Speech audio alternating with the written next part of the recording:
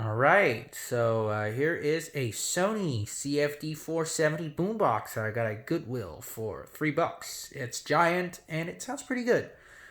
Just before I start testing, I replaced the woofer with a Logitech, the S715, that thingy woofer, because the original woofer, one of the sides of the original woofer is already blown, so I replaced it.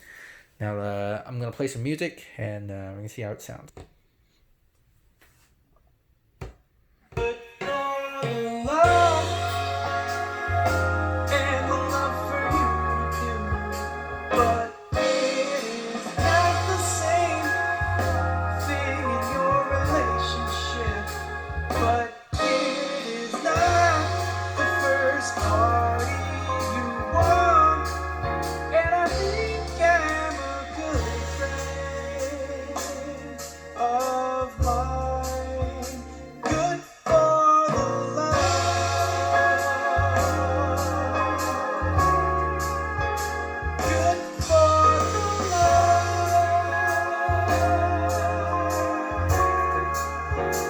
But it is not the first party you want, and I think I'm a good friend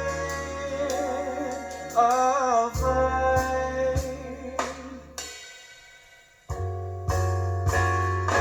Ready for a break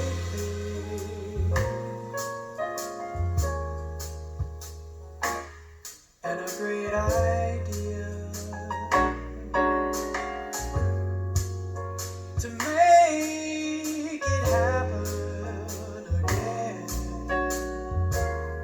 And I don't even think it will happen. You can see that I get in the way, and you know I will be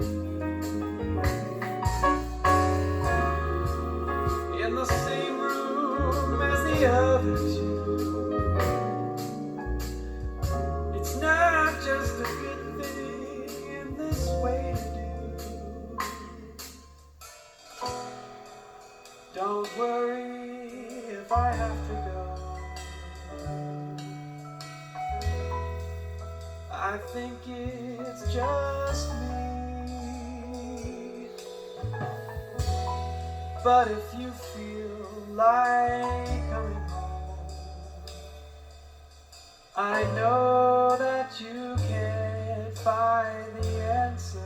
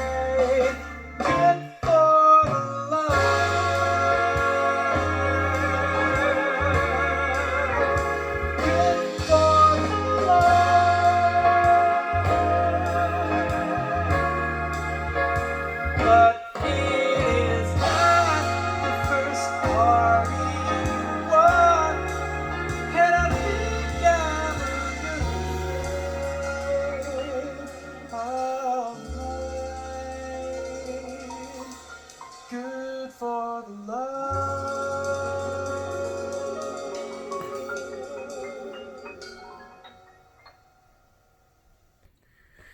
All right, it's a quick test using the song that I always use. That's Charles Cornell, "Good for the Love." Uh, Sounds good. It's got bass. It's got the only problem I could think of. It's that the treble kind of rolls off, and I don't know, probably a little less than 10 kilohertz, and it rattles when it's played really loud. It could go a lot louder without distortion if I separate the speakers, but it would make a rattling noise, probably because of the plastic, vibrating and all that. I opened the head unit inside, and it is very hollow, so it's only normal that it's going to rattle. And the speakers are interesting. They feature a 3-inch mega bass woofer, which is just a small 3-inch full range, actually, the original speaker, and a 4-inch, another full range, a 4-inch full range, with a capacitor filtering out the low frequencies. So it's cheap, but I mean, it kind of gets the job done. It's got enough bass and all that. Both tape decks doesn't work. The CD, I do not have a CD to test it, but I'm assuming the laser head needs to be cleaned out. It should still be fine if it's cleaned. The radio works just perfectly fine, and all the buttons are okay, except for this one. It's one of the legs snapped, so it's doing that, but it works just fine. The switch works just fine. All the equalizer control works fine. The volume knob was a little jittery, but I had put some contact cleaner in it, and now it works fine. It does not have an auxiliary in, but it does have a dubbing input. It's also a 3.5. Just beware that you cannot have the volume really high. You cannot have the volume of your tablet or phone very high when you're playing music through this dubbing jack, because that would potentially pop the preamp inside. You don't want to burn something out. This is how the back looks like. It's made in Malaysia. It's okay. That's pretty much it.